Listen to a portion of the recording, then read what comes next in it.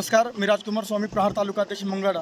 या ठिकाणी मंगळवेढा तालुक्यातील शेतकरी नागरिकांचे जे काही प्रश्न असतील त्या प्रश्नासंदर्भात प्रशासनाला अनेक वेळा निवेदन दिलेत, परंतु प्रशासनाकडून कुठल्याही प्रकारची कारवाई न केल्याने या ठिकाणी माननीय मुख्यमंत्री एकनाथ शिंदे मामाने या ठिकाणी विनंती करतोय की एकनाथ मामा आमचे प्रश्न सोडवा, आमच्या हक्काचा आम्हाला द्या, अशा प्रकारची मागणी या ठिकाणी आंदोलनाच्या माध्यमातून आम्ही करतोय. जर आमच्या या ठिकाणी मागण्या मान्य नाही झाल्या तर या टॉवरवरती थांबून जोपर्यंत आमच्या मागण्या मान्य होणार नाहीत तोपर्यंत या टॉवरवरती थांबून या ठिकाणी आंदोलन या ठिकाणी करण्याचा या ठिकाणी इशारा देतोय.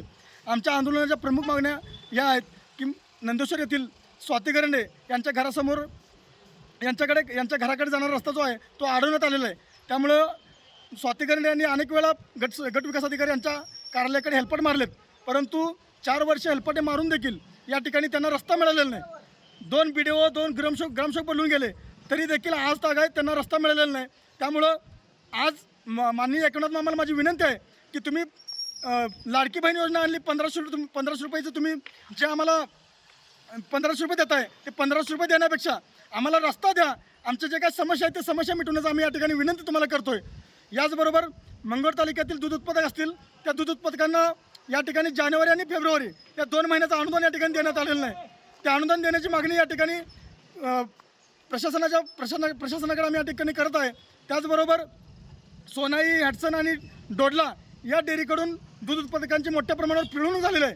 त्या लोकांना त्या डेअरीवाल्यांनी जे काही दूध उत्पादक आहेत त्यांची मोठ्या प्रमाणावर या ठिकाणी पिळवणूक केलेली आहे. त्यांच्यावरती कारवाई करण्यात यावी. त्याचबरोबर शासनानं जो काही GR काढलेला आहे 30 रुपये दर आणि 5 रुपयाचं अनुदान आहे तो जो GR आहे तो कायमस्वरूपी करण्याची या ठिकाणी मागणी करतोय.